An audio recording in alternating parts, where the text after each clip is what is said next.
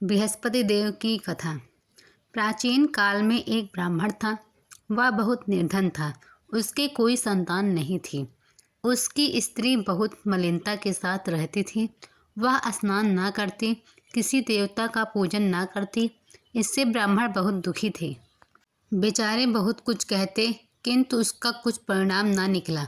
भगवान की कृपा से ब्राह्मण की स्त्री के कन्या रूपी रत्न पैदा हुई। कन्या बड़ी होने पर प्रातः स्नान करके विष्णु भगवान का जाप व बृहस्पतिवार का व्रत करने लगी। अपने पूजन पाठ समाप्त कर वह स्कूल जाती तो अपनी मुट्ठी में जौ भरकर ले जाती और पाठशाला के मार्ग में डालती जाती। जब ये जौ सोने के हो जाते तो लौटते समय बीन कर घर को ले आती थी। एक दिन वह बालिका सूप में उस सोने के जौ को पटक कर साफ कर रही थी। उसके पिता ने देख लिया और कहा, हे बेटी, सोने के जौ के लिए सोने का सूप होना चाहिए। दूसरे दिन बृहस्पतिवार था। इस कन्या ने व्रत रखा और बृहस्पति देव से प्रार्थना करके कहा, मैंने आपकी पूजा सच्चे मन से की हो तो मेरे लिए सोने का सूप दे दो। बृहस्पति देव ने उसकी प्रार्थना स्वीकार कर ली। रोजाना की तरह वह कन्या जौ फैलाती हुई जाने लगी और लौटकर जौ बीन रही थी तो बृहस्पति देव की कृपा से सोने का सूप मिला। उसे वह घर ले आई और उसमें जौ साफ करने लगी, परंतु उसकी माँ का ढंग वही रहा। एक दिन की बात है, वह कन्या सोने के सूप में जौ साफ कर रही थी। उस समय उस शहर का राजपुत्र वहां से होकर निकला। इस कन्या के रूप और कार्य को देखकर मोहित हो गया तथा अपने घर आकर भोजन तथा जल त्याग कर उदास होकर लेट गया।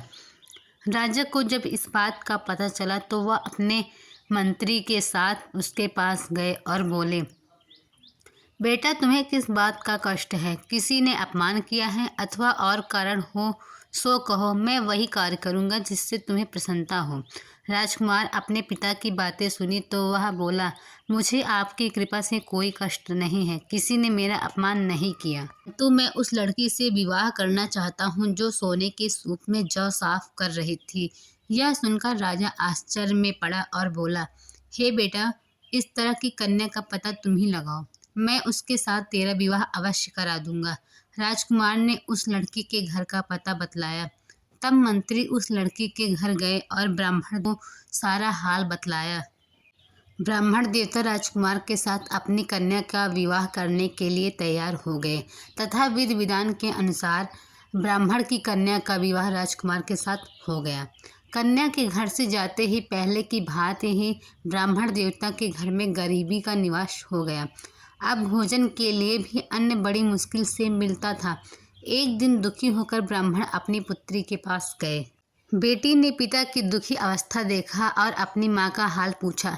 तब ब्राह्मण ने सभी हाल कहा। कन्या ने बहुत सा धन देकर पिता को विदा किया। इस तरह ब्राह्मण का कुछ समय सुखपूर्वक बीता। कुछ दिन बाद फिर वही हाल हो गया। ब्राह्मण फिर अपनी कन्या के पास गया और सारा हाल कहा तो लड़की बोली, पिताजी, आप माताजी को यहाँ लिया लाओ, मैं उसे विधि बता दूंगी जिससे गरीबी दूर हो जाएगी। वह ब्राह्मण देवता अपनी स्त्री के साथ लेकर पहुंचा। कन्या माँ को समझाने लगी, हे माँ, तुम प्रातःकाल स्नान करके विष्णु भगवान का पूजन करो तो सब दरिद्रता दूर हो जाएगी।